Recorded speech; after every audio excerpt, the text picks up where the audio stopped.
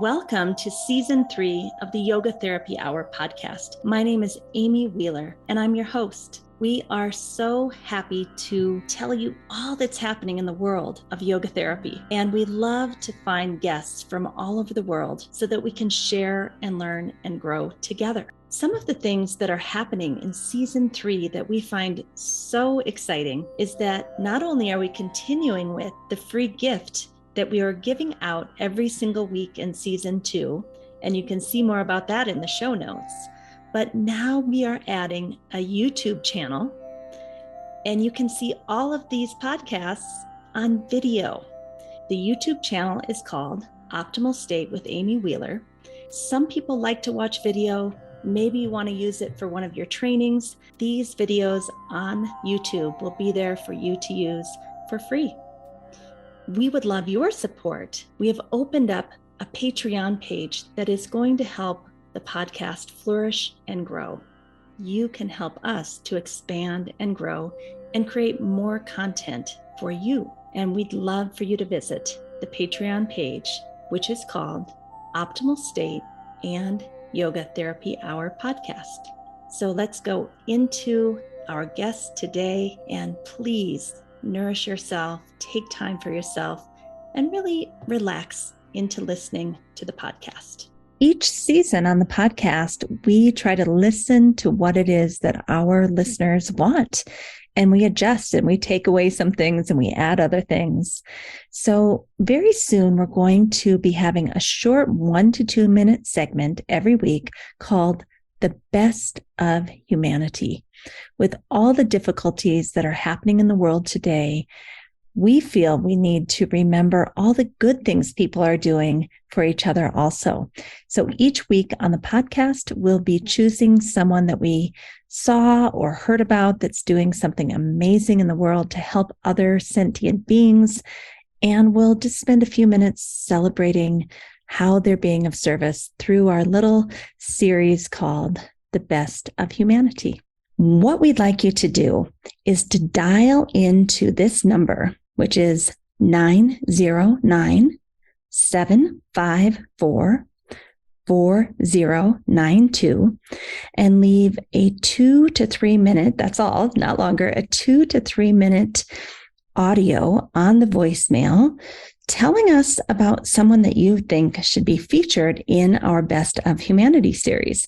And then if you give me permission, I might put your voice on the podcast telling the story for the Best of Humanity. Or if you tell me on the voicemail that I don't want my voice on the podcast, Amy, why don't you just repeat this and you can tell the story, I'll be happy to do that too.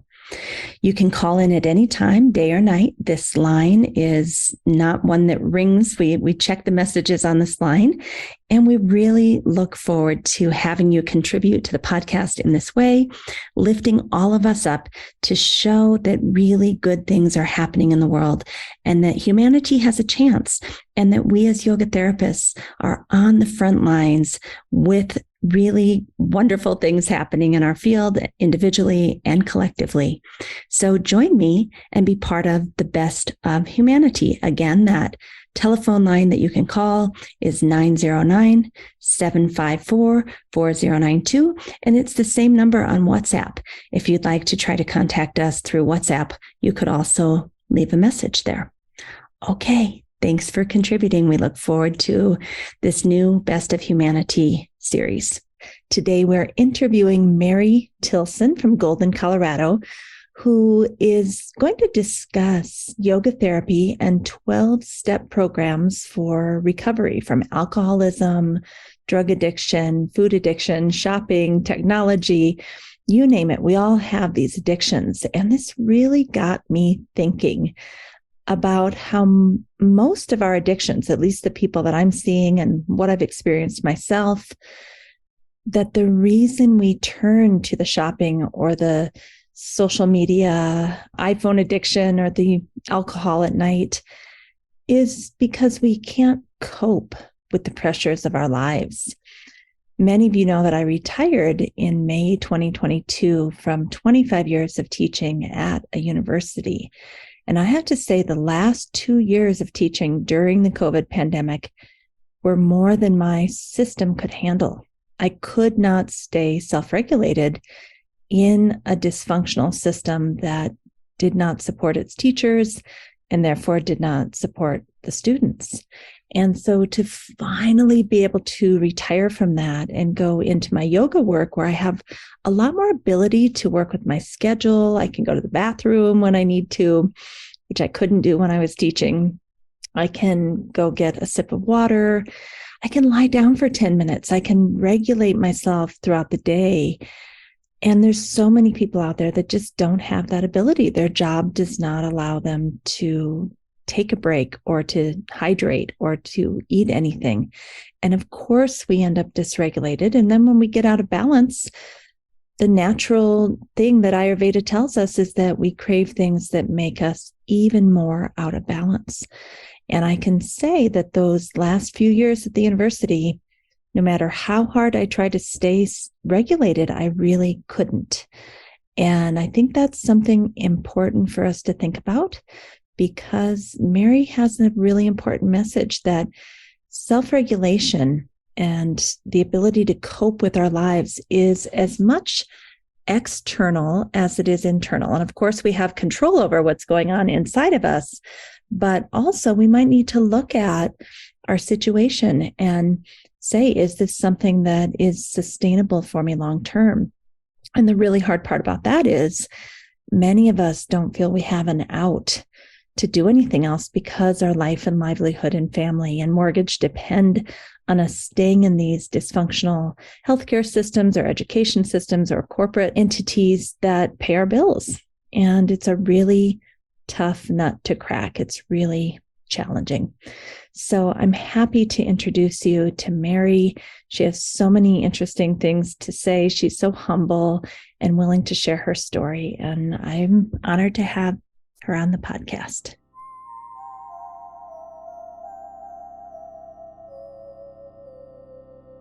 I would love to welcome Mary Tilson from Golden, Colorado in the United States. Welcome, Mary. We're happy to have you here today. Oh, thank you so much for having me. It's a pleasure to be here.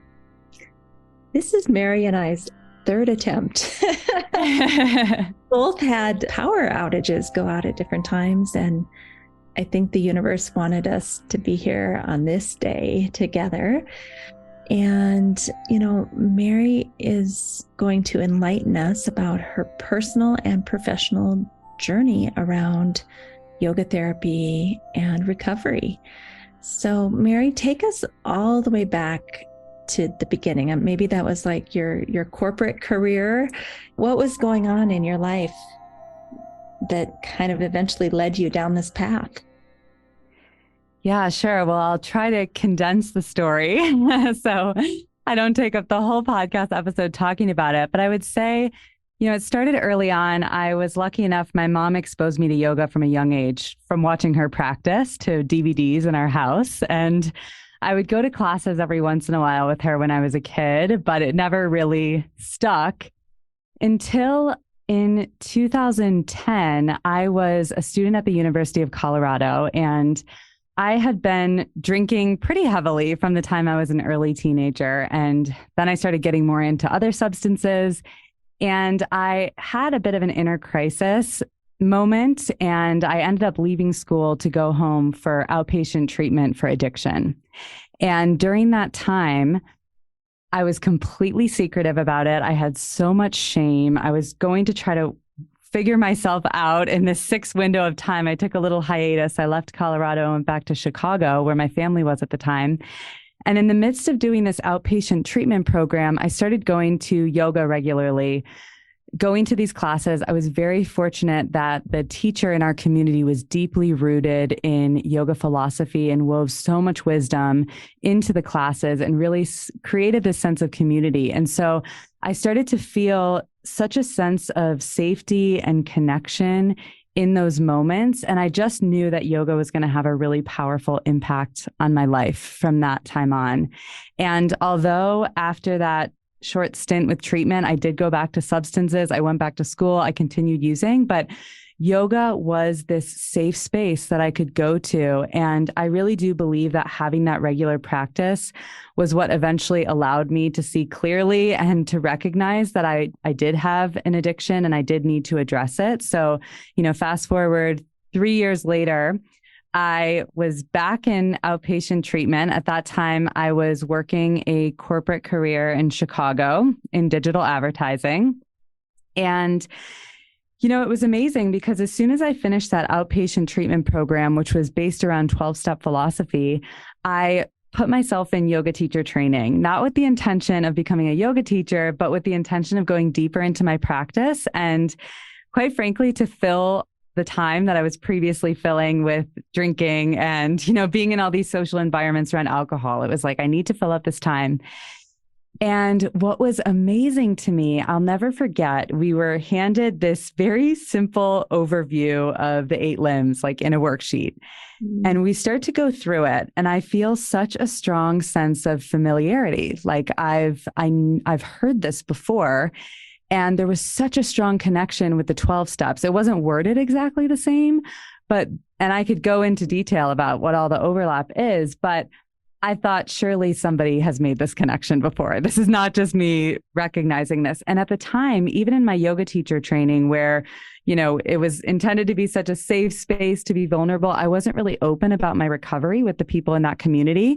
So I got to do my little Google searching. So I went off and I'm like, yoga and 12 steps. And fortunately, I quickly came across Keatske Hawk's book, Yoga of 12-Step Recovery, I think is the name, which I believe came out in that same year, 2013.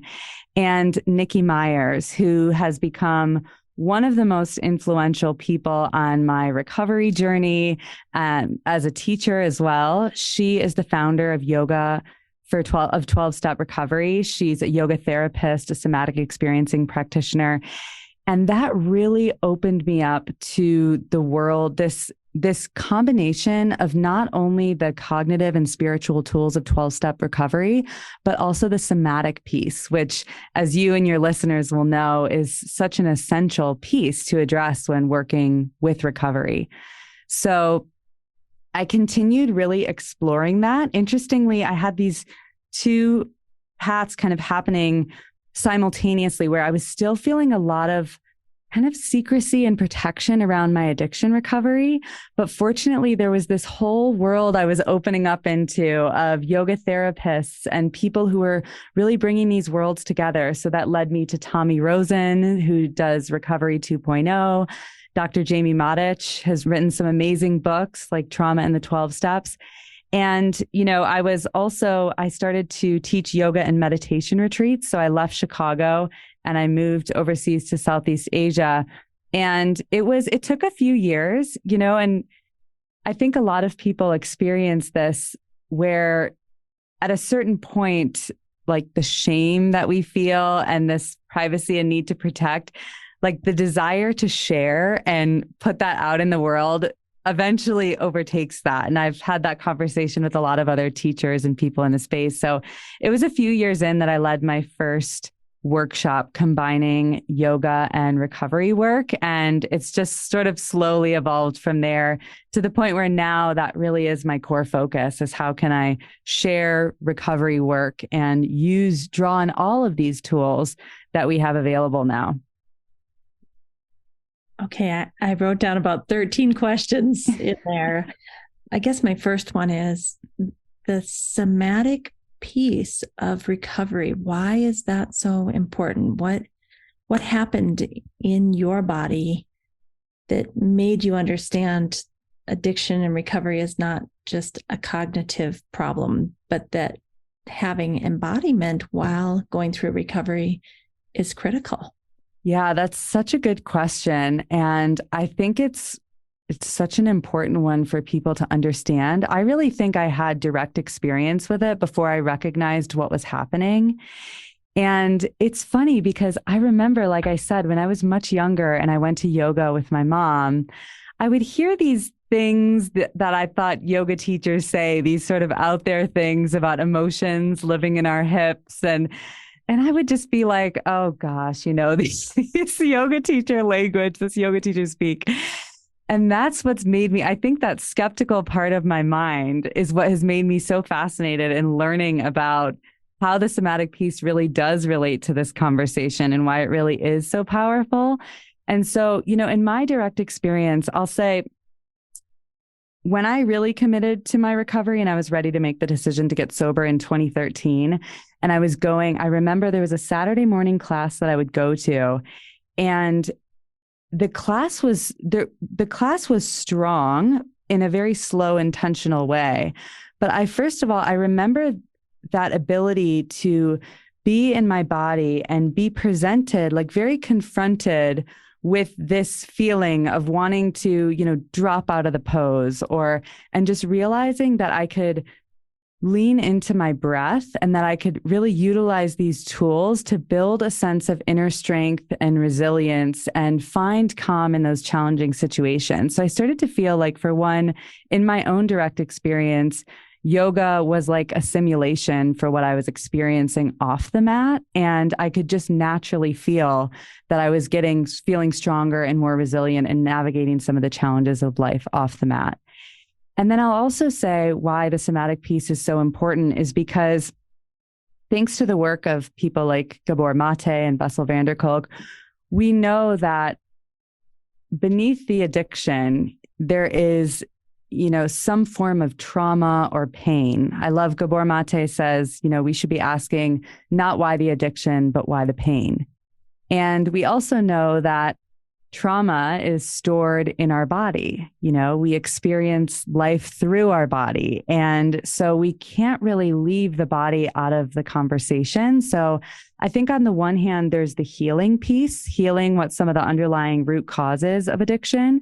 But then in terms of relapse prevention, the body is this incredible tool, because I always encourage people in recovery to get on your mat every single day, if even in the morning, if it's just a very short practice, because if you can really tune in to what's going on inside, your body is like a barometer, and you can feel when you're starting to be dysregulated. You can feel some of those underlying conditions that lead us to be more vulnerable to cravings or, seeking ways to disconnect or numb out. We can tune into that much, much sooner. And then we have the tools to self-regulate. Absolutely. I mean, this connection to people like Bessel van der Kolk and The Body Keeps the Score, and of course the wonderful Gabor Mate. I think that is, it's such an interesting idea that probably most of us have trauma stored in our body, that trauma is perceived by the person. It doesn't have to mean there was some huge event or some horrible thing, but if in that moment as a young child, it was traumatic to you, maybe somebody made fun of the shirt you were wearing and you no longer felt comfortable in your skin. I mean, it's not about the actual event. It's about how it was perceived and the support we may or may not have had to process and digest that event. And I think what's really cool about yoga and yoga therapy is that even as adults, we can go back and digest that, whether we remember what happened or maybe it's kind of buried down into our subconscious. Something about breath, movement, focus, concentration helps us to basically even out the score in our bodies. Do you have anything to say about that? Yes. I love that you explain trauma in that way, because I have to say, when I first started learning about the relationship between addiction and trauma, my immediate response was, oh, I don't have that. Like, oh, that doesn't apply to me, because my mind went to war or some of these really big life events that we think about. And so, yeah, redefining it as, what overwhelms your capacity in that moment, I think has been really eye-opening for me. And yeah, exploring that relationship between pain and trauma is huge, because like I think often of the last couple of years, and the way that we've seen addiction numbers rise and alcohol use rise, it's such an incredible case study for our human response. And I think there's so much room for compassion there too, because when we understand the relationship between pain and trauma and substance use and addiction, it's a completely natural human response. Like when we're in unbearable circumstances, of course we want that sense of relief, And I think this conversation is so incredibly important because we still do have this stigma around addiction. And, if we're really placing this on the individual without asking ourselves, what are the underlying conditions? What are the environmental conditions? What experience has this person gone through that has led them down this path? Then I think we don't really have the same ability to address what's really going on. Hey, did you know that Optimal State has a special course to help you learn Yoga Nidra? The first course is free. It's called 12 Days of Yoga Nidra, and you can find it at www.optimalstateyoganidra.com. And if you like that and you want to add becoming a Yoga Nidra facilitator to your skill set, no matter what job you do, which might be being a mom or a nurse or a therapist or a yoga teacher, we would love to train you in our 6-month Yoga Nidra Facilitators course. Again, www.optimalstateyoganidra.com. We hope you'll join us. Absolutely. I'm sure you've heard of this study where they have mice or rats, and the conditions in one of the cages is really horrible, and there's not enough food, and it's dirty in there, and it's dark, or, they basically made it a very bad situation. And they put regular water and then basically like cocaine water in there. And all the rats just immediately started self-medicating with the cocaine water. And then they had a very similar situation, but they made it nice and clean, and they gave them the right food, and they took care of these little mice, and they still had the Coke water and the regular water. And guess what? Nobody touched the cocaine water. Nobody needed to self-medicate in that clean, nice, fresh cage. Have you heard that study before? Yes. I remember Johan Hari mentioning that he did a TED Talk where he was talking about, the relationship, really like we should be addressing, looking at how the role connection plays in healing from addiction. Connection not only on an individual level, but within our communities. And we can't really do that when we're ostracizing people and, excluding them or judging them, stigmatizing them. So yeah, I think that it's such a powerful study. And I think it's so important to be having those conversations. Yeah, there's another author named Sebastian Junger who basically has done research on PTSD, and the people who heal after coming out of the military from their PTSD are the ones who have a support structure at home and in their community. The people who don't heal from PTSD are the people who didn't have loved ones to process that with and to hold them essentially in their suffering. So I think this idea you bring forward about it's not just the individual's responsibility to heal themselves, that it's actually our collective responsibility to come together. Yes, absolutely. And I think that's what's so beautiful about, programs like 12-Step Recovery, the AA community. There's obviously so many more than that. And we see it present in, yoga and Buddhism, like this emphasis on the community, the Sangha, the bringing of people together and the role that we play in each other's healing. And I think it's like, to me, that's one of the most essential pieces. And I'll say 100% in my own recovery, the biggest barrier I would say from that first time, because it was about a period of about 3 years from the first time I sought professional treatment for addiction to when I actually got sober and decided to make that decision for myself. The biggest barrier in my mind was, I'm going to be alone. I'm going to be judged. I'm not going to have friends anymore. It was all about that. That was the story. It was the fear of isolation. It was the feeling of disconnection. Of course, there was the dependency I had built on these substances also, which needed to be worked through. But that's something that I feel so passionate about, is how can we create more open conversations, inclusive spaces, make it more welcoming for people to connect with recovery communities, but also not feel so alone in the wider society just because they choose to live a sober life or, are going through these things which can be very isolating. So let's touch on that because I'm pulling up your website right now. Can you see it? Yes. And Moon, Sober Living. And it basically says, learn to quit drinking and build a fulfilling life alcohol-free. And it's just a beautiful website. By the way, you're a really great businesswoman. But thank you. Tell us like what I see group coaching, I see private coaching, I see meditation courses. Tell us kind of what I know that we're talking about yoga therapy, and we'll do that too. But what is the Sober Curious movement, and how are you participating in that through your business? Yes, thank you for asking. And this is such a big, interesting topic because, I think historically we've seen addiction and, alcohol use disorder as a very black and white thing. People tend to see themselves as normal drinkers, people who can drink like a normal person, and the other group, the people who have a problem. And yes, there is alcohol use disorder. It's recognized. There are people who are absolutely fall into that category. And there's also this whole spectrum of people that are struggling with substances, that are using substances to cope as maladaptive coping mechanisms. And unfortunately, whether that is coping with the stressors of daily life, of being a working mother and just being stretched so far beyond their capacity, of, all different types of things that happen.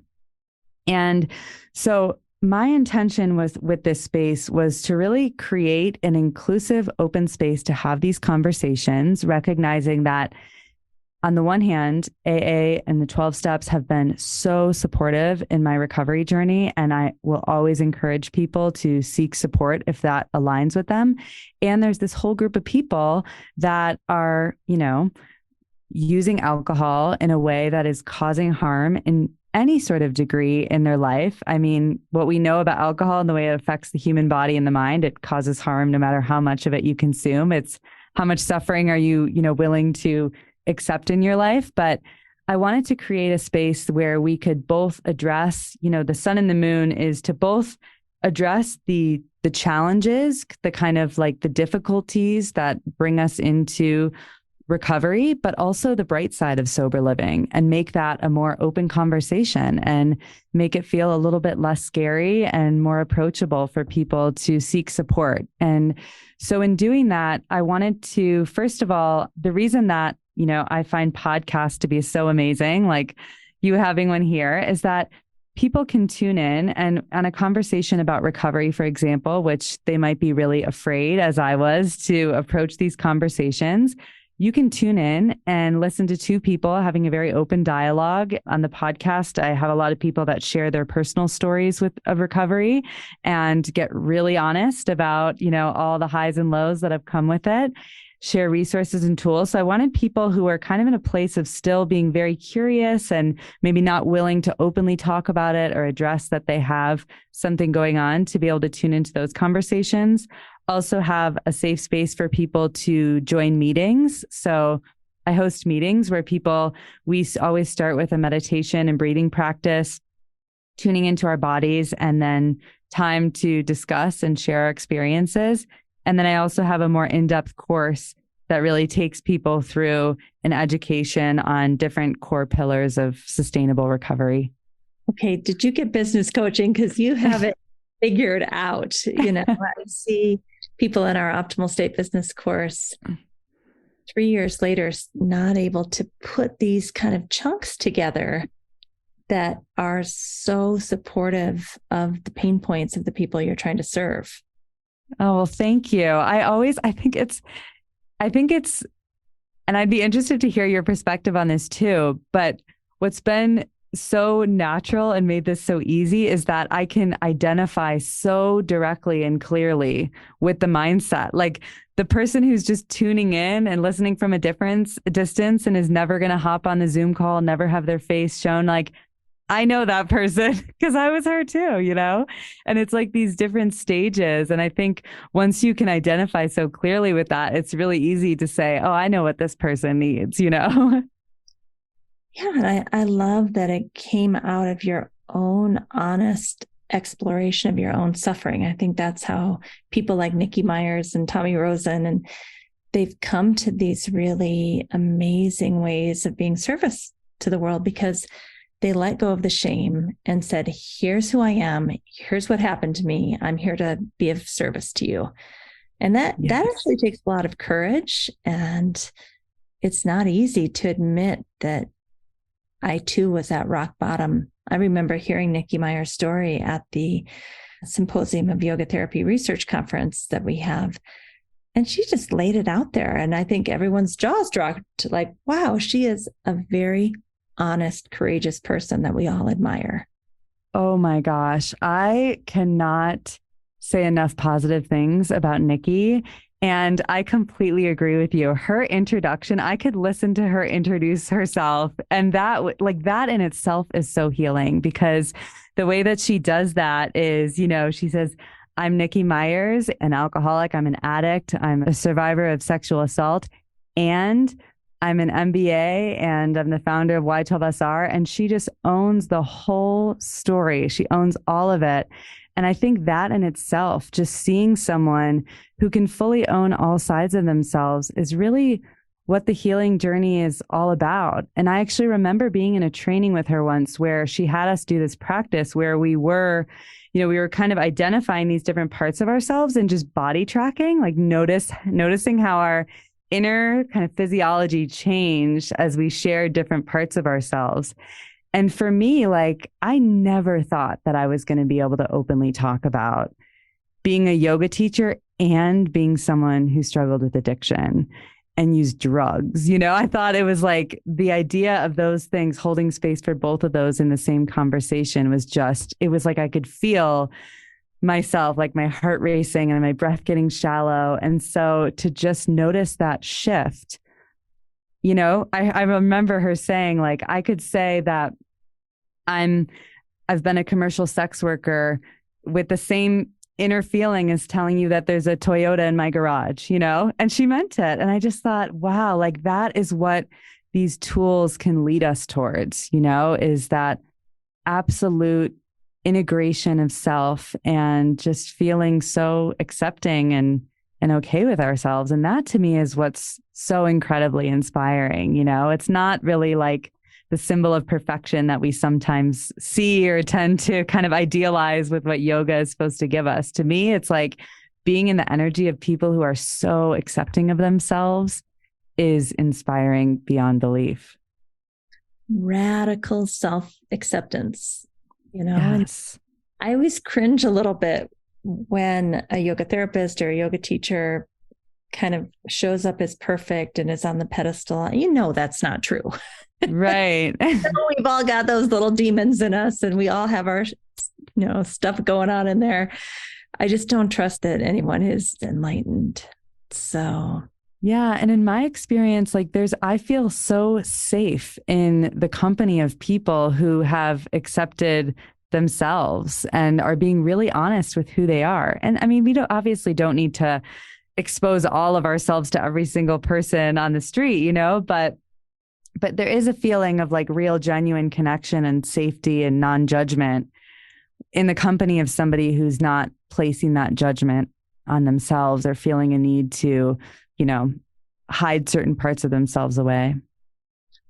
And, I'm not that far from Los Angeles. And I've observed over the last couple of decades that the yoga teachers that are trying to prop themselves up and appear to be perfect or not have any problems, in secret, I hear them tell me that I can't sleep and I'm on anti-anxiety medication and I'm on depression medication. And not that I think there's anything wrong with any of those, but let's talk about it. Let's just bring it out in the open so that we don't have to pretend anymore. Yeah.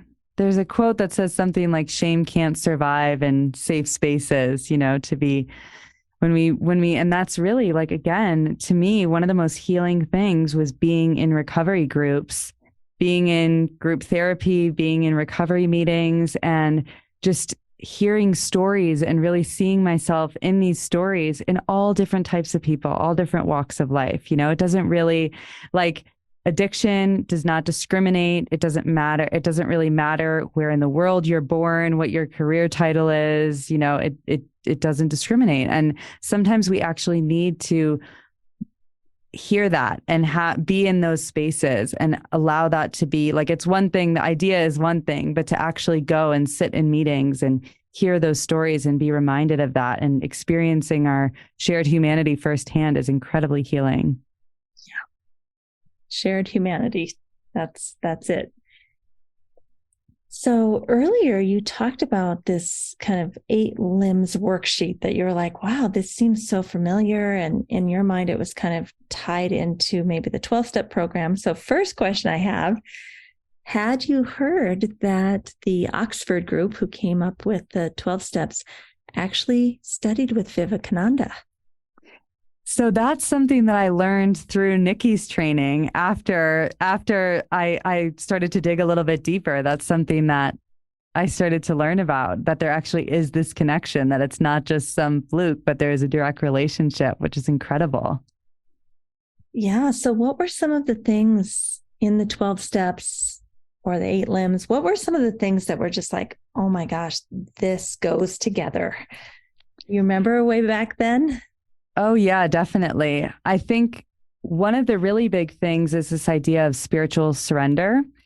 And because the reason that it jumped out so much to me was that one of the biggest roadblocks for people or barriers to overcome in working the 12 steps is there's mention of the word God and higher power, admitting that you're powerless and that your life has become unmanageable, powerless over alcohol and your life has become unmanageable, and coming to believe that a higher power could restore us to sanity. And this idea of handing your will over to a higher power, and it's a big barrier for a lot of people, and understandably so. A lot of people have religious trauma or, a lot of different things wrapped up in that. And the way that was explained to me, this idea of surrender, was very much supported by the way that you hear surrender.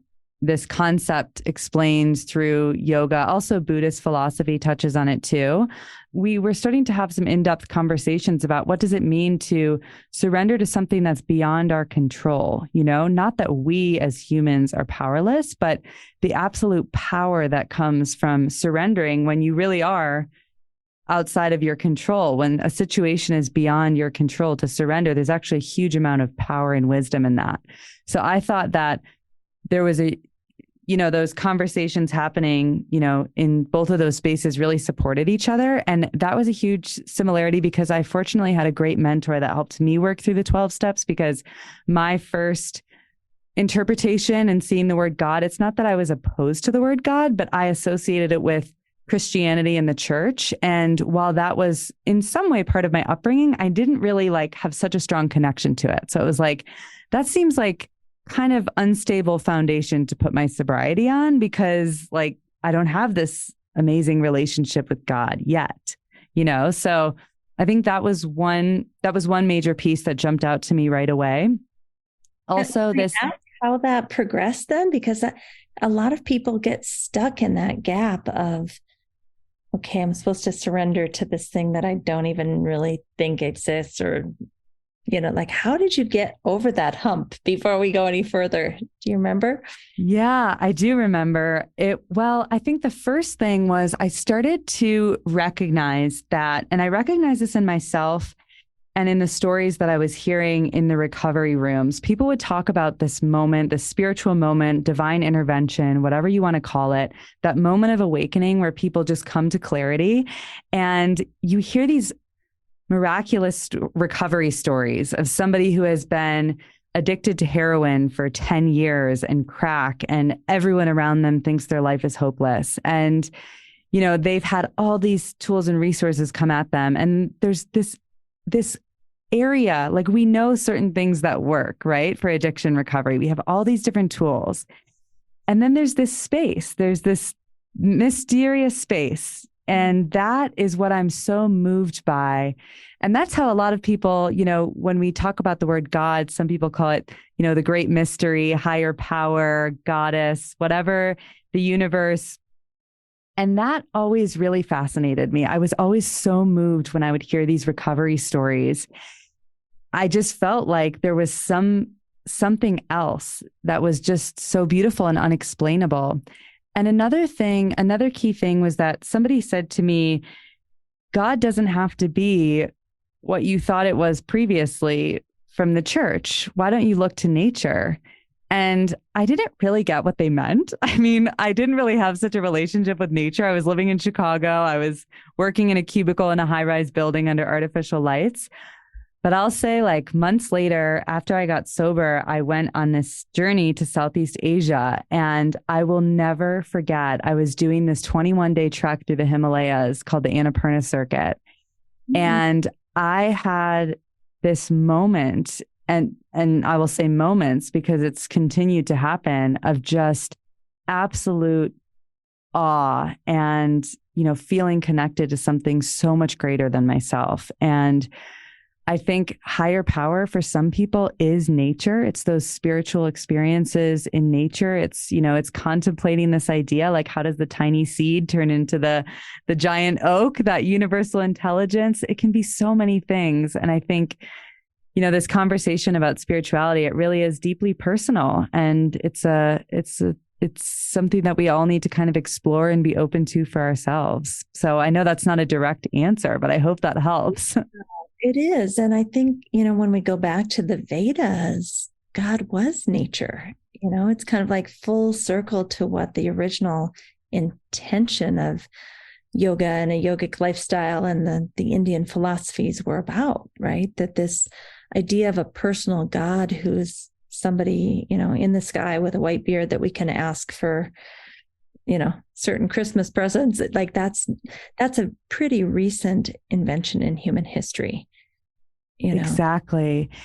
And it makes me sad that it seems to be a big barrier. And I think now a lot of people, I've been hearing that younger generations are much more resistant, to the word God. And there's a lot of, and it can be so divisive. And I find, just to expand our definition of that word, some people say good orderly direction, or they have different ways to look at the word God, as in using it as an acronym. But it's funny because, and so many of the mystics and, philosophers and poets over the years have spoken about their relationship with nature too, as spirituality. But I remember I was working at a yoga and meditation retreat center in Cambodia, and we would always start before meals. We would always pause and read some poetry. And the founder of the center, Joel, would read like Hafez or Rumi.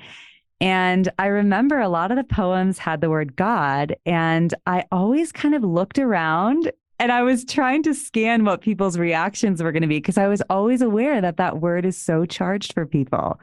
And of course, in that poetry, it's not referring to, that form which you described, like a man in the sky, but more, as we've been describing with spirituality and this higher power.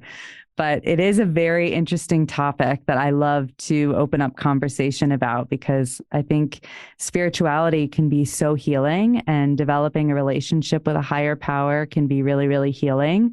And so it's worth, talking about and exploring for ourselves. Yeah. What else? What other kind of Indian philosophy overlapped with 12 steps, kind of stood out to you and was kind of awe-inspiring? Yeah, so definitely this idea of self-study, swadhyaya, and I'm always cautious of my pronunciation, but this idea of self-study is a huge part of the 12 steps, and also discipline. So the tapas, with 12-step recovery, you're supposed to be attending 90 meetings in 90 days. There's a lot of discipline within there. And I love that about the yoga practices too, is, showing up in our practice and creating this structure, because that's incredibly important for people in recovery. So that was a huge thing. The role of community the Sangha. And, in recovery, that's a huge part, not only just attending meetings. And, we've talked about the value of being in community, but also there's this relationship with a sponsor and somebody who can walk you through the steps.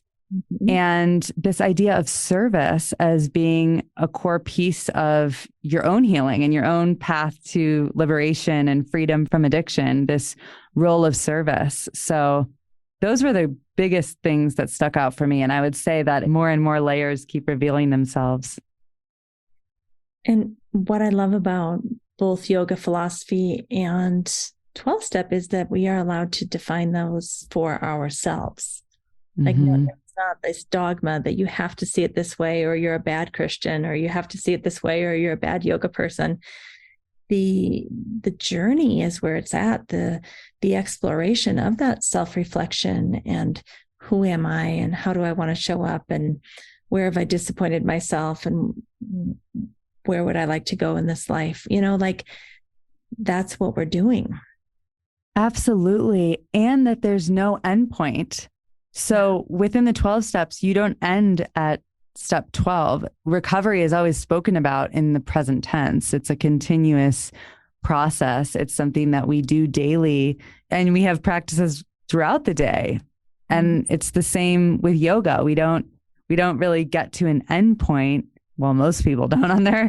We're taking this practice is something that we live our life by. So that was another really big thing that stuck out to me. And it's been really interesting for me, I'll say too, to observe now with sobriety. It's a much more open conversation now. And there's a lot more approaches than just the 12 steps and AA. And there's also some criticisms of that. And, some people don't like the idea that they're always going to be in recovery or assuming a label of being an alcoholic or an addict. And I find that conversation to be really interesting because it's not to say that there is no one size fits all for recovery and what works for one person, what might not work for another. But I think, again, it's just open to interpretation. So for some people, on a personal level, I think that there's a huge level of humility and acceptance that comes along with recognizing I am an alcoholic. I'm someone who struggles with addiction. And I'm okay with that. I can own that part of myself. I can accept it.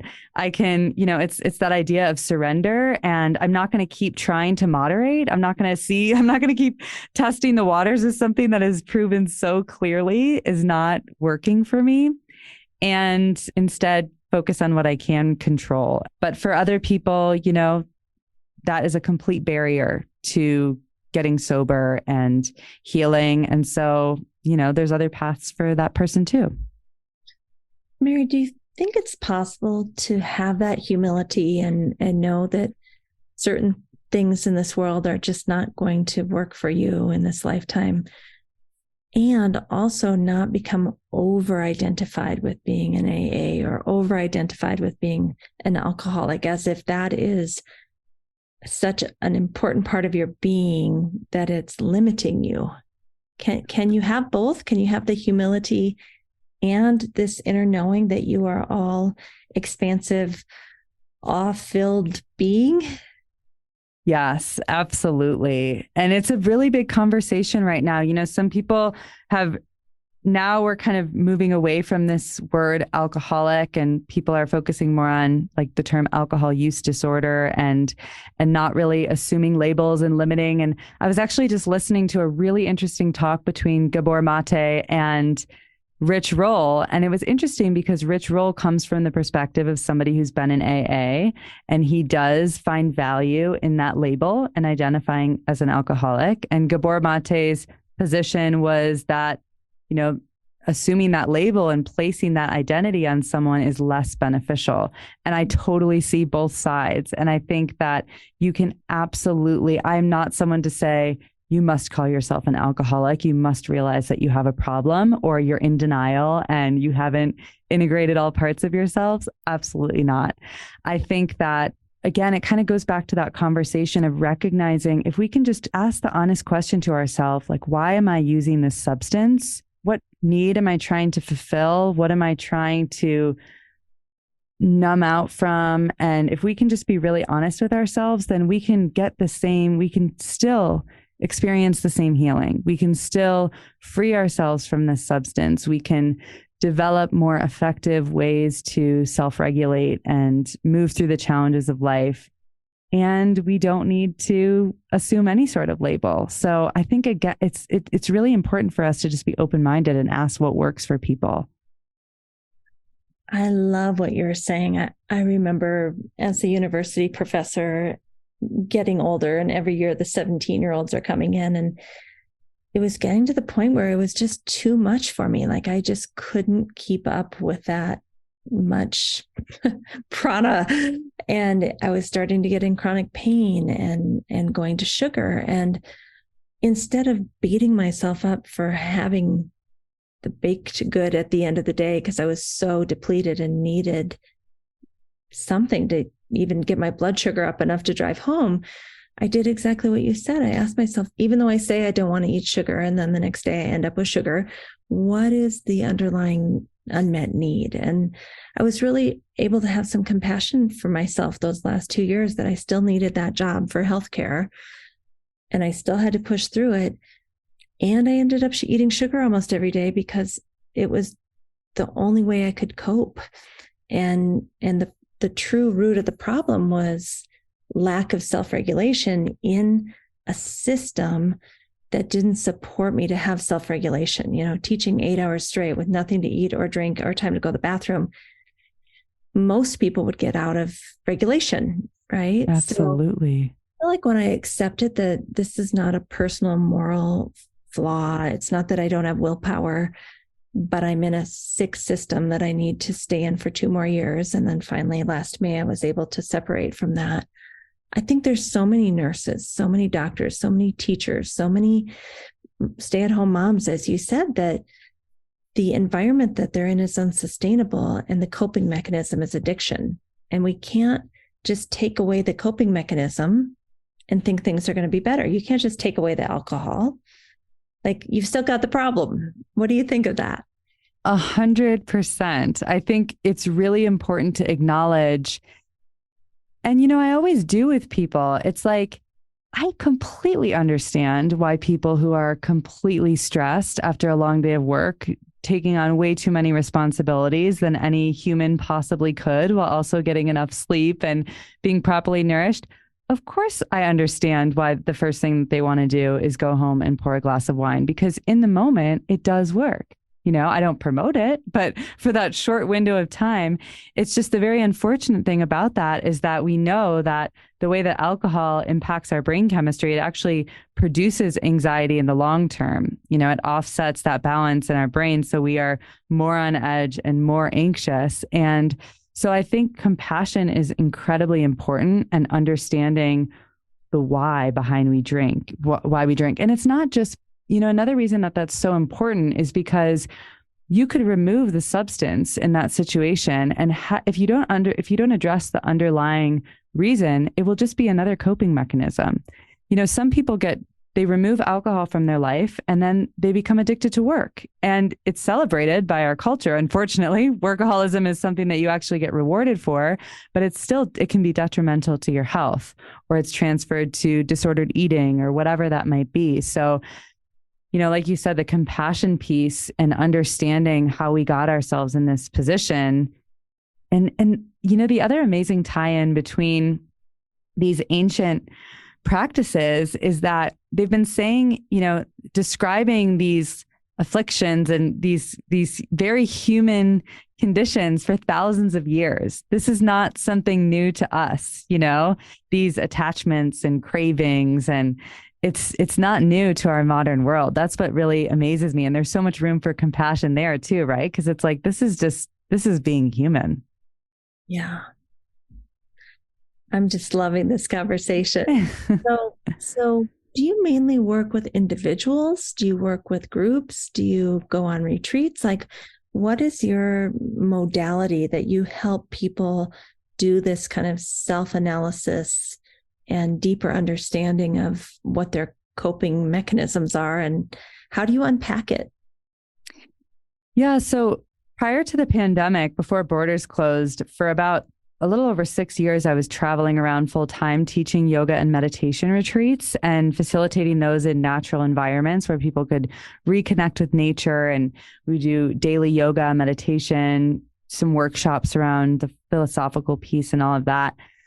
And that was more general, so it wasn't necessarily specifically addressing addiction, but interestingly, a lot of conversations around this topic came up in those settings. But since the last couple of years, I've transitioned to working specifically with people in a recovery space. So I do one-on-one coaching, and usually that's people, I mean, for some people, joining a group is just not where they're at or what they're comfortable with. Sometimes that's related to their own personal experiences and things that are, everybody has different lived experiences. And some, unfortunately, we live in a world where some are deemed more socially acceptable to talk about, and we're more comfortable talking about the stresses of work than, other things that people might be going through. So I find that some people are just more comfortable working one-on-one. And then I also do groups where people can share in a group setting. In the group coaching program that I do, I also have a chat group, which is nice because it means that as things are coming up day to day, we meet weekly, but people can share, I'm going to an office party and I know there's going to be tons of alcohol around. I'm kind of known as the drinking person in the office. What do you guys think I should do? And it's great to have that sort of like community feedback and bouncing ideas off each other. And also, I think the community piece, the group piece too, I love is that we can celebrate each other. And that's a really, really important piece of behavior change is celebration. And I find that a lot of people, because of the amount of shame that's wrapped up in addiction and just kind of gray area drinking, a lot of people struggle to see what an amazing accomplishment it is to get through a day sober. And so I find like I'm always trying to reinforce that. It's like celebrate the tiny wins. And I love, the work of BJ Fogg, who's a behavioral scientist who wrote the book Tiny Habits. Like he talks about celebration as one of the most important pieces of behavior change. And so like taking the time to just be in that space of feeling really good, even if it was just getting through the first half of the day without thinking about alcohol or having a drink or whatever that is. Everything deserves to be really acknowledged and celebrated. And that's part of reinforcing these changes. So I love that. We spend so much time in shame and punishment and what's wrong with me and how come I can't do this. But the day that you actually make it through without the drink or the smoke or the food or the shopping, we don't give ourselves credit for that. We don't even, it's like this blip, like, oh, okay, I only made it one day, Oh my gosh. Yeah. Especially like when you look around and you recognize how much is reinforcing addictive behaviors in our culture, how vulnerable we are to this constantly. I mean, that not only helps with forming compassion, but it's like, wow, I really resisted a lot of either subtle or very strong messaging that was trying to encourage me to engage in these addictive behaviors, whether it is, constantly picking up social media or alcohol or sugar, or whatever it might be. Like any time that you're able to resist that, because I think in so many ways our society makes us very, very vulnerable to engage in addictive behaviors. And so it really is, it's something worth celebrating. Do you still have days where you kind of feel hopeless or feel like maybe I can't do this anymore? Do you have, crisis moments or self-doubt moments around your recovery? Well, my personal recovery. So when it comes to substances, like when it comes to alcohol, and I was also dependent on Adderall for work and was using cocaine, like I don't have any sort of desire to go back to that. But going back to the idea of like the root and those addictive behaviors, I definitely can sense when I'm channeling that into something else, whether it's my relationship with food or caffeine or technology. Like I know that like underlying current that's behind those things. And, I remember I was talking to a friend recently and I was saying like, I was questioning, I was like, I think I'm drinking too much caffeine. And they were like, oh my gosh, like you are you've given up everything, like go easy on yourself. And Have a coffee already. and I do, like, I have no shame around my coffee drinking. I enjoy drinking coffee, but it's the energy behind it. And when I can feel that I'm using it for something, like I'm creating a dependency around it. And, whether that's whatever that might be, whether that's caffeine or whether that's my relationship with work, like I've definitely seen myself slip into patterns where I'm kind of trying to get something out of work, like this sort of satisfaction or validation or whatever it is. And it's like that analogy of the hungry ghost. Do you know that? And yeah, where, in Buddhist philosophy, there's this analogy of the hungry ghost where it's like this being that's constantly trying to feed itself, but because its neck is so long and thin, it can never really be satiated. And it's like that hunger, that desire for more that's never going to be fed through whatever the thing is that you're trying to engage with. Like that's what I can still feel myself get susceptible to sometimes, but I feel very grateful that I have so many tools in place. And I think that's what it's all about. Like we're never going to be completely free from these things. A lot of these things are linked to our survival at the end of the day, So, there are reasons that we crave sugar and there are reasons that we engage in all these behaviors because it's linked up with our reward system in our brain. And yeah. So I think it's something as humans, we have to acknowledge that we're always going to be up against it, but it's more like having the tools. I feel very confident in my recovery because I have the tools that I can lean on in those moments. And that self-awareness to see what's starting to rev up and catching it kind of early. I can relate to that, whether it's work or caffeine, of like, oh, I've got that inner churning. And I don't know about you, but it hurts. It literally hurts inside me when I'm like needing that caffeine or pushing one more hour of work. There's a physical sensations in my body. Yes, I completely agree. I completely agree with you. It's like that. It's like moving into disconnection. Like it's this feeling like, and to me, it's like a feeling like I need something, like that dependence on it. Like I'm like, yeah, that is a very uncomfortable feeling. Especially, I think that's the funny thing about recovery work and yoga. The more that you get into these practices, the more in tune you are with these subtleties and you're no longer numbing out from that feeling. So, it's no longer really comfortable to zone out in front of the TV all day and, lay on the couch eating chips. It's like, because you feel the difference so intensely in your body and your mind and your energy. So I always know when it's starting to happen because I'm driving down 40th Street and TJ Maxx starts pulling me in. Like, oh, you probably need a little something, don't you, honey? Yes. Feeling than just going in because I want to enjoy myself. That feeling of being pulled that I don't know if I have control or choice. Exactly. That's exactly it. And I think that's what we're like.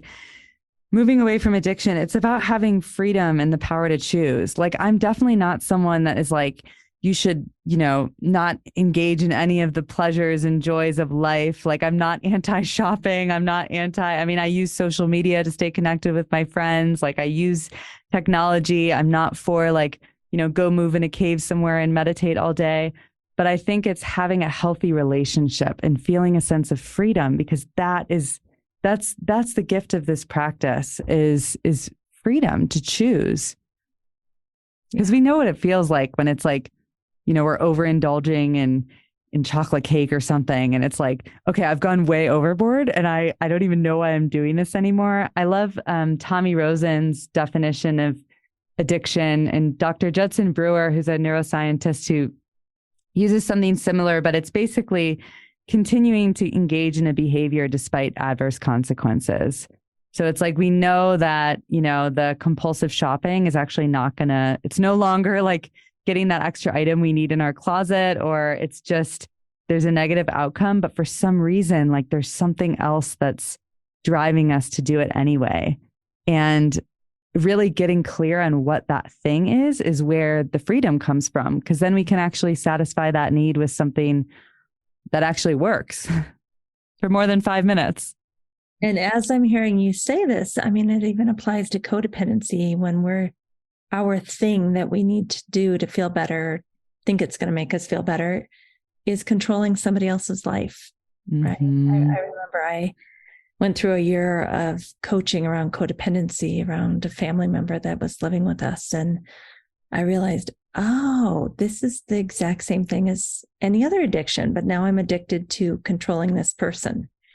Right. Sure they're okay, Yes. And I've heard that defined as the disease of the lost self, of just like really, yeah, it's that illusion of control, right? Of feeling like you're managing a situation, but again, it's So an illusion. These little things. It is. I know. It's a practice to observe ourselves though, right? 100%. And I think that's the thing. There was a certain time where I was genuinely, I only realize it now looking back. When I first got sober, I actually spent a year living in a yoga and meditation retreat center in Cambodia. And there was so much structure, let's say, around it. There was absolutely no substances in sight. It was a non-issue. We lived in these grass huts in the jungle and very removed from all the temptations. But I realized only looking back after spending that time there that there was a period that I was genuinely afraid of myself. Like I was afraid, even though as bad as I wanted to be sober and as safely as I wanted to protect my sobriety, because at that point I had been in this inner battle for years and I had had so many negative outcomes from my substance use, whether they were obvious to the outside world or just crushing me from the inside. And I was so scared because I'd been through that before. I was like, I felt my mind take me places I didn't want to go. And so I didn't really trust myself. But then I realized by using these practices, by having a daily yoga practice and really applying all of these tools, we have structure in place. So we don't have to rely on willpower, or we don't have to worry about, these very natural human responses when conditions get really rough, because I think the pandemic is a really classic example. It's like we never know when all of a sudden our life circumstances are going to change dramatically. And we're going to go from having a routine where we go to workout classes every day and we're outside in nature and we're doing the things that fill us up, to being confined to an apartment with no fresh air, with a whole bunch of people in one room and work pressure. And we don't know when our external world is going to change. So if we have these tools and these inner resources that we know we can rely on, there's so much freedom and safety in that. Mary, you are incredible. You're blowing my mind today, and we're coming to a close. Is there anything that you didn't get to share that you really want to share before we tell people how they can reach you?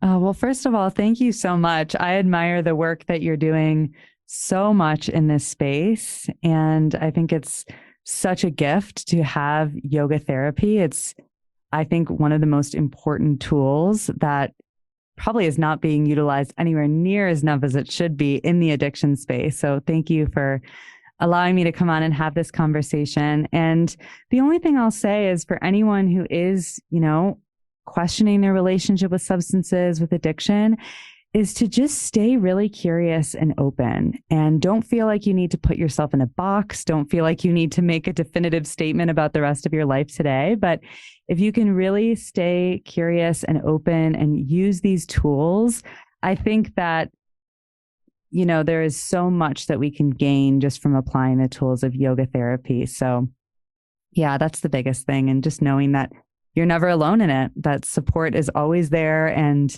the resources are there, and there is a path to healing.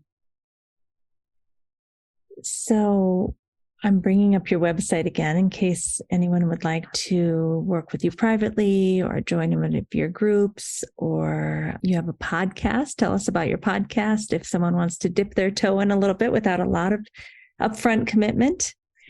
Yeah. So with the podcast, fortunately, Nikki Myers, who I've referenced throughout this episode, was one of the first people that I invited to be on. And I did a little happy dance when she agreed, because, as I said, she's been one of my greatest inspirations and teachers. So I have interviews with people like Nikki who really talk about this relationship we've been talking about between yoga and addiction recovery. And then there's also just stories of people who have overcome incredible challenges in their life. There is the perspective, coming more from a neuroscience perspective. So there's just a whole bunch of different stories and also educational resources from teachers in the podcast. Great. So the website is sunandmoonsoberliving.com. Yeah. And I'm pretty active on sharing stuff on Instagram too. It's at sunandmoon.soberliving. And that's a great place. I share articles all the time, LinkedIn as well, on things that are happening in the recovery space. And so if you're looking for more resources, I also share the work of other people that support all different types of addictions. So, for example, I've had people reach out to me specifically about marijuana addiction or disordered eating. And so I've got contacts of people who specialize in those areas. So yeah, feel free to get in touch. I mean, I'm always quick to respond to people who send me messages through social platforms or on email, and really happy to just do whatever I can to support. Are you on Facebook or only Instagram? I am on Facebook for the page, a little less active on there. It's hard to keep up with all the different social platforms. It's like I try to just focus my energy on one area, but I do need to get better about that. Yeah. Well, thank you, Mary, so much. It was a pleasure to speak with you. And I'm really happy to have someone from a younger generation. I'm not sure how young or old you are, but I to see people in their 20s and 30s interested in sober, curious living, yoga philosophy, yoga therapy, it gives me hope for the future. Oh, thank you so much. It means a lot that you said that, because that was something that I recognized as I really felt such an obligation to be more open about my story, because I didn't really have anyone. That was my biggest barrier. I was like, nobody my age is doing this. Like, I have all this life that I need to live that requires drinking for. So that's a big part of my intention, is just giving more faces publicly to the recovery movement, because really there are so many people at a younger age group. And even now we're seeing there's so much press lately about how Gen Z is just not interested in alcohol the way that other generations have been. So that gives me a lot of hope too. Yeah.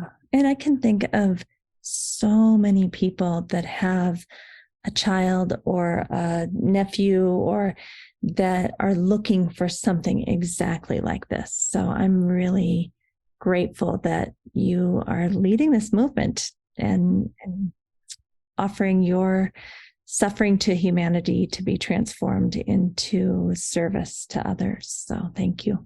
Oh, thank you so much. And thank you for your support and opening up your platform to have this conversation. I've absolutely loved talking to you. So thank you. I'm so grateful that Mary was willing to share her story with us and her experience. And I think one of the main things I came out of this episode really pondering was this idea that it's not the substance that is the problem.